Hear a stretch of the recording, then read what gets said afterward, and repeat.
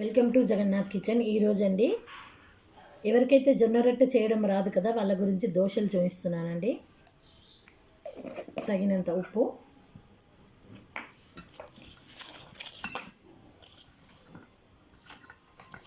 ఈ దోశలు టేస్ట్ బాగుంటుందండి. మీ దగ్గర మసాలా కారపొడి ఏదన్నా ఉంటే అది నంచుకొని తిన్నా బాగుంటుంది, పెరుగు చట్నీతో బాగుంటుందండి దోశ.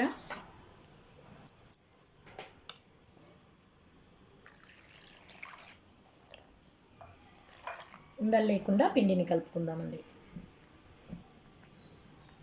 అంటి పిండి రుబ్బుకునే అవసరం లేకుండా జొన్న దోశలండి. ఇది చూడండి, ఈ విధంగా పిండిని ఈ విధంగా కలుపుకున్నాను కదండి. ఇప్పుడు పెంకను వేడి చేస్తున్నాను, దోశలు పోసేసుకుందాం.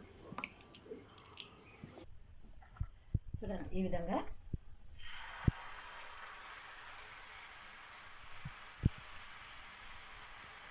అట్లు పోస్తాను చూడండి, అట్ల విధంగా పోసుకోవాలండి. దోశను ఒకసారి ఇలా తిప్పి వేసుకుందామండి. ఇది చూడండి,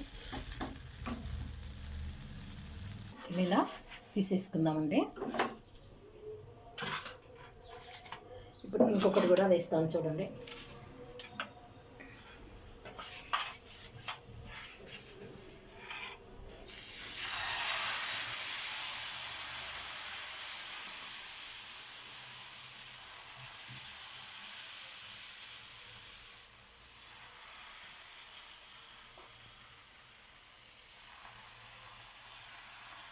ఒక్కటి తింటే కడుపు నిండిపోవాలండి.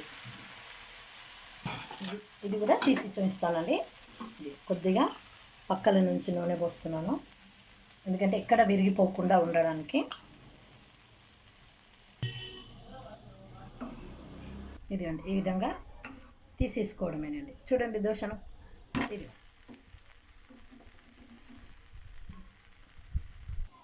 ఈ విధంగా దోశను తీసేసుకుంటున్నాను చూడండి.